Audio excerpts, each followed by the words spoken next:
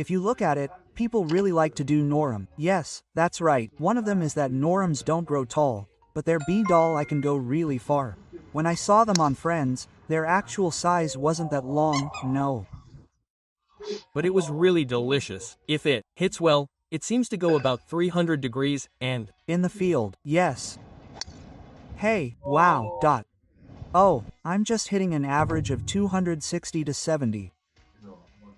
So, I'm going to give our subscribers a tip from Pro Ear Guri.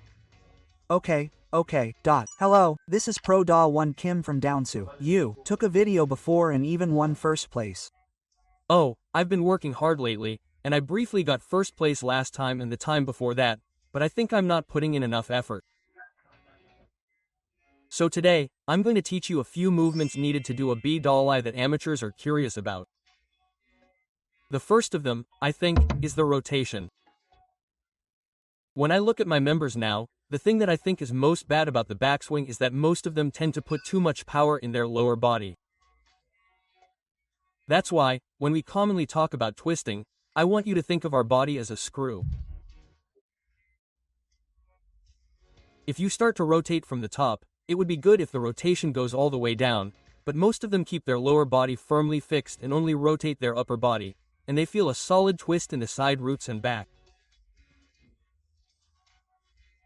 But I don't think that's twisting. It's not twisting.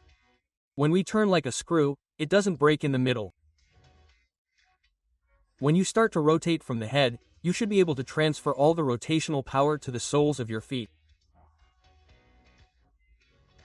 That's why I always talk about this in my lessons. When you continue the backswing, you should never put power in the big toe of your right foot. When we properly turn our body in the backswing, our weight should be on the outside of our feet, but most of the time, we put a lot of force on the inside, so our body doesn't turn properly and sometimes it flips over a little, and it often looks like this.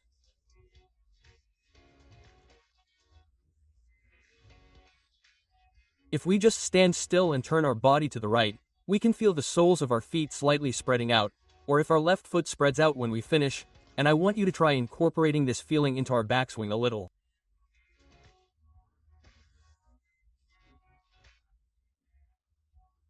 When our long hitters practice the backswing, many of them lift both feet like this, but I tell them that this feeling is okay. So, when we practice the backswing, it would be best if we release as much power from our lower body as possible and feel the sensation of our right big toe lifting off the ground at the end of the natural rotation. Now, I want you to check if our body naturally turns to the point where we feel our right foot spreading out, and if sufficient rotation is created. When you do that, you should hit the ball with the feeling of having become a long hitter and making a full backswing. This will basically improve the range of motion called rotational power and create distance. And the second is weight transfer. I really like Rory McIlroy, and when I watched his swing, he seemed to send his weight from the beginning of the backswing.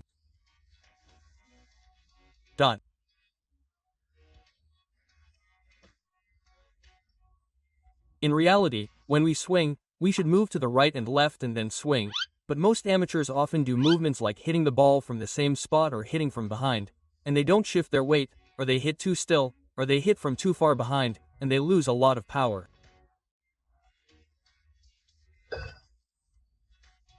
So, the same thing happens when we do the backswing. Even if our weight shifts, our body can't sway. When our weight shifts and our body rotates, it ends up not swaying but rather naturally shifting our axis and rotating our body as it comes over our right foot. So, although we have to come in to the right, we can swing by shifting our weight to the left, which allows us to generate more power. And when we talk about weight shift, the biggest concerns are, what if our head pops out? What if our shoulders go out? What if we rush in? But if you watch videos of hitters' swings, you'll see that when we move forward from the top position to hit the ball, our left foot comes out, and our body naturally lies down more. That's why hitters appear to create a natural upward swing through this motion. It's the same in the golf swing, but I don't think many people use their shoulders or upper body when shifting their weight in the backswing. But sometimes, there are people who use their abdominals, but I think that our power should always start from our feet. When transferring our weight to the backswing, if we push with our upper body, there will be sway, but if we step with the soles of our feet, there will be no sway either. If we create a pulse swing using the soles of our feet and transfer our weight using the soles of our feet during the downswing transition, our body will never jump out. The second movement is the same. When we start the backswing, we naturally transfer our weight to our right foot, create sufficient rotation, and then naturally transfer our weight to our left foot.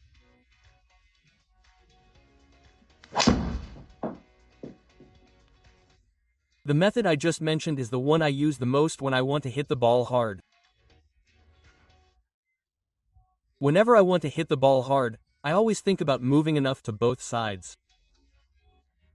I think that's one of the ways that I, a short person, can hit the ball far.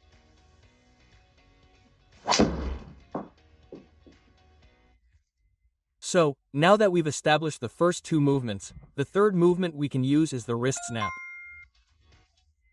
When we talk about wrist movement, the up and down motion is usually called cocking, and the left-right bending motion is called Hinge. Rotation is the movement that turns right and left, and of those three, I use the left-right bending motion called the hinge. You're saying that using the hinge to create the snap increases distance, right? That's right. Rotational power of the body and side-to-side movement. The two most important things to generate speed in this movement are the small muscles in the wrist, which generate instantaneous acceleration. So, in my lessons, I tell you to keep the head still without twisting your wrist. If you simply do this, no matter how good your range of motion is, you'll still be able to send the ball far, but there's one thing you need to be careful about. After a while, I think about the ball now as if I have a palm, and I hit the ball with my right hand. I use my wrist as hard as I can, as if I were clapping my hands at the ball. Even if we don't use our bodies much, we can generate some speed just by feeling the wrist. It seems like you didn't touch your body at all just now. You just hit the ball with your wrist. Ultimately, the theory is that we need to use our wrists well to gain distance. Most people avoid using their wrists due to directionality or contact issues, but I always teach them to use their wrists well. So, if you use your wrists well, there's no problem in gaining some distance. So, many people ask, where should I use my wrists now? During the downswing.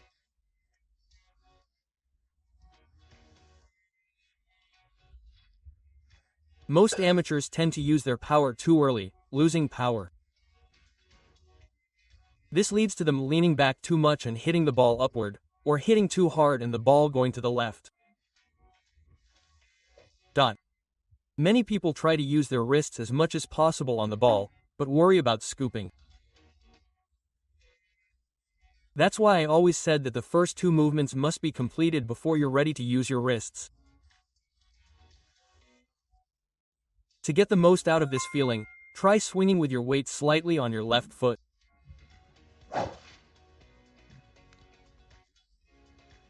Then, the natural swing position will be the front of your left thigh, and your wrist will not be released.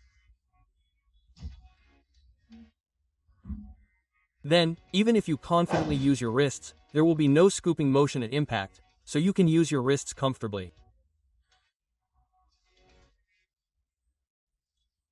So, to hit the ball far, we need sufficient rotational power, side-to-side movement, and a momentary snap of the wrist too.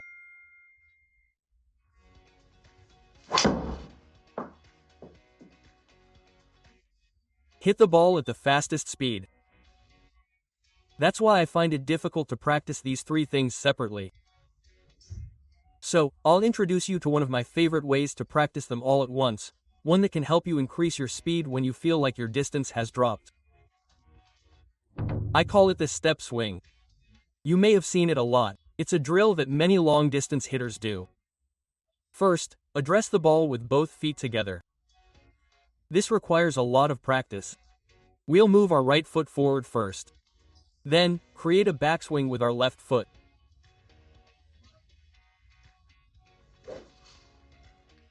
Just swing comfortably.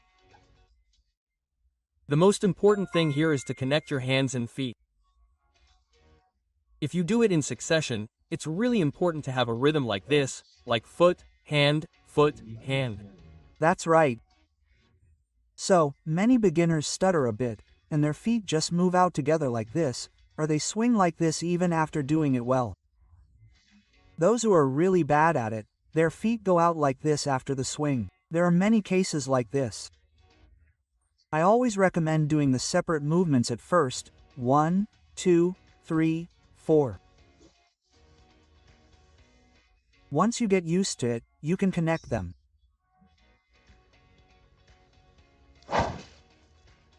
This way, you can gain a lot of speed instantly.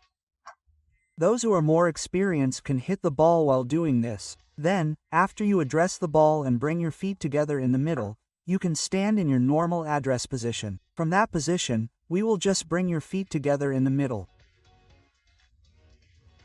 So, with the right foot on top, if you practice the step swing like this, it will be much easier and more effective, so I recommend you practice a lot. Of all the short people I know, Beverly was the one who went out the most, and that's how you saw her. Beverly was no joke. Even back then, there was one that was almost over 300 centimeters. That's right. Where can I go to get lessons from a pro? I'm currently working at the GDR Academy in the NC store in Useong, Daejeon. I'll probably be coming up to Seoul sometime in early 2026. If you want to meet up, you can come to Daejeon. To book a lesson, you can DM me or search for Pro Kim Don or Downswing on the KakaoTalk channel. You can contact me there. Thank you.